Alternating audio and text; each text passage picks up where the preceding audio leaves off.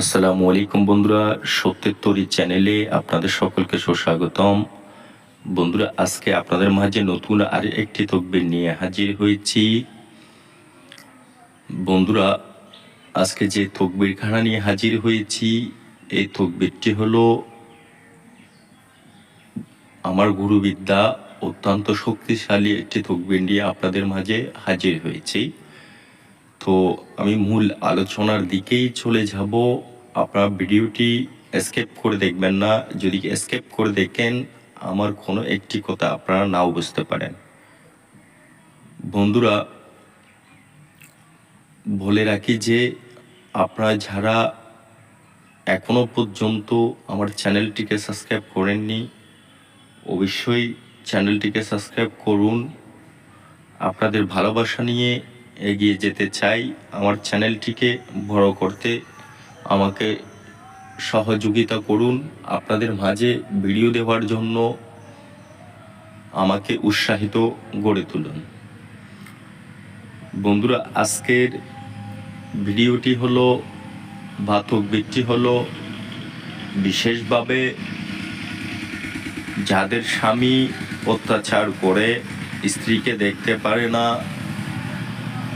মারধর করে, বা বিদেশে আছে, স্ত্রীকে টাকা দিয়ে পয়সা দিতে চাচ্ছে না, বা কোথাও চাকরি বাকরি করে স্ত্রীকে টাকা পয়সা দেয় না, তাদের ক্ষেত্রে অত্যন্ত শক্তিশালী একটি তকবির।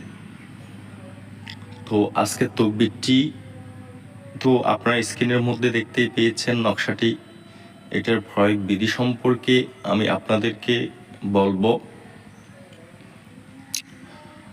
তার আগে আমার রিকোয়েস্ট, যারা আজকের তকবির দিয়ে কাজ করতে চান তারা সকলেই আমার চ্যানেলটিকে সাবস্ক্রাইব করে কমেন্ট করে আমার কাছ থেকে অনুমতি নিয়ে নেবেন। অনুমতির জন্য নাম্বারে ফোন করার প্রয়োজন নেই।